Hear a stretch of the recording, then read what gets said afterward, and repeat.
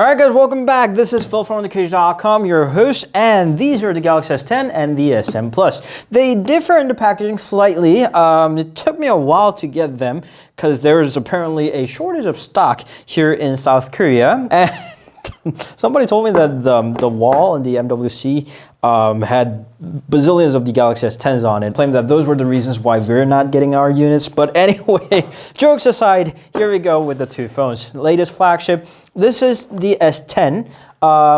Inside the packaging is a little packet, just like the S10e, the smaller variant. They included a free case. This might not be a global thing, so if you don't get one in your region, blame Samsung.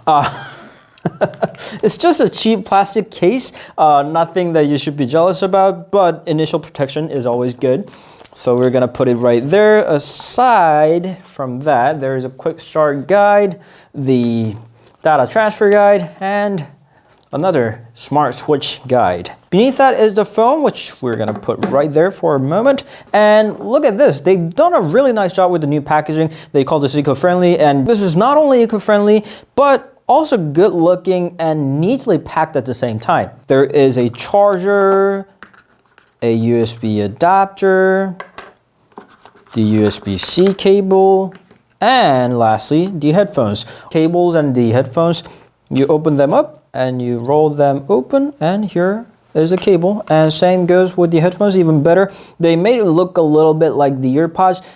You don't see the cable on the outside, but once you open it, there are cables, and even better, there are the spare tips hidden within that rolled down cable. And this is the charger, 5 volts 2A or 9 volts 1.67A. Not awfully high, but Samsung has been a little cautious with their battery and charging mechanisms. So that's what comes with the Galaxy S10, and the S10 Plus shouldn't be that different. The packaging looks the same, and inside we see the same case, and the phone is right there, and the same packaging. The charger, adapter, cable, and the headphones the same, so we're gonna skip this part. Now to the devices, the S10 Plus is 6.4 inches, the S10 is 6.1 inches. So when you put it right next to it, there is a noticeable amount of size differences. And if you want an even smaller phone, there's an S10e ready. Anyway, on the front facade of the S10, you see the receiver on top, bezel-less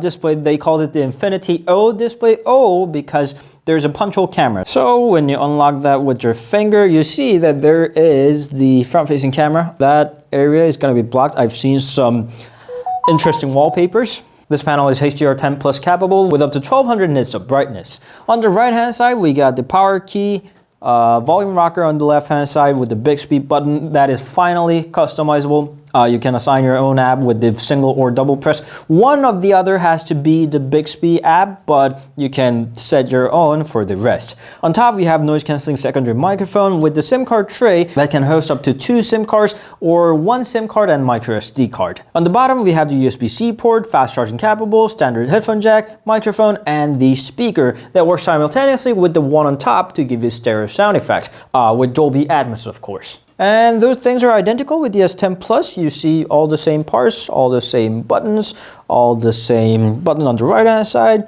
On top, they're identical, including the back. The back, they got triple cameras, normal, wide, and telephoto 2x zoom lens. So they work simultaneously to give you the live focus effect. Take 4K videos with super stabilizer. More on that later. Now, interface-wise, they upgraded it to the Android Pie with the Samsung One UI. So it has all the Pie goodies like the adaptive battery, adaptive brightness, and the adaptive rotation thing. So even when your rotation is locked, it shows you a little icon temporarily to unlock that. And the overall look is just revamped. The settings app look like this. The dialer looks like this. Everything is cleaner, simpler, and easier to reach with many tabs on the bottom instead of top. The multitasking panel looks much nicer now. Oh, talking about the multitasking panel, you can change the navigation bar to the full screen gesture. So maximizing the screen usage, you can just swipe on the bottom bars. Or if you want to sacrifice some space and hide that camera punch hole, you can absolutely do that. Hide front camera, just like hiding notch options on the other phones, you can hide that if you really hate it that much.